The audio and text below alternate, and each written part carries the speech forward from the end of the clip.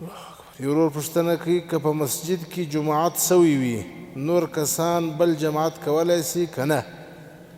په دې مسله کې د ائمو اختلاف دی.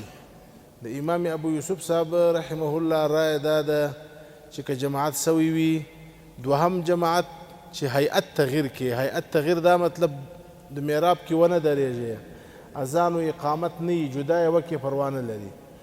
او نور امامان بیا وایي چې هغه مسجد چې کوم مسجد امام لري، مؤذن لري، اذان کیږي، اقامت کیږي، چې په هغه کې یو وارې جمع وسي بیا جمع په هغه کې دوباره نه ده پکار.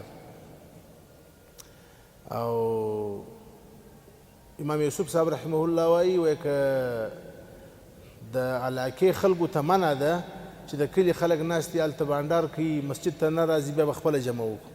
او د باندې خلک کرالله هغو وکړله او هیئت یې بدل کوي. هیئت دا مطلب ما وویله چې اذان هم نه وي او میراف هم نه وي، جدا ودرېږي، مشکل نه لري.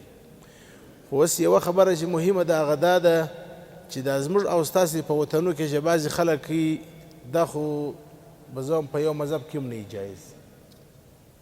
زموږ وطنو کې مې لیدلي دي خلک دلته دا کابل کې دا کارتیچار کې زما کور دی، مسجد شیرشاه سوري ورته وایي، د دې مسجد سره تاسې یقین ومنئ په ماخستن کې او په ماښام کې موږ نسو کولی چې خپل سنت وکړو، سنت نسو کولی. که رکات درڅه تېر و لمونځ یې ټوله خرابېږي. هغه وجه دا ده چې خلک راسي بس هلته ودرېږي، جمع ودرېږي. د دې ناستو خلکو چې دا وخت راغلي دي د هغو څخه د چا سره رکات تېر د هغو لمونځونه هم ګډ کړي، بس بیا قرات شروع کړي، تلاوت شروع کړي، اسمان ته یې اواز رسیږي. او که چیرې یو چا سنت کول د هغو لمونځ ور ګډوډ کړي، که یو چا اذکار ویل د هغه ټول ور ګډوډ کړي، ولې دی صاحب جمع کوي.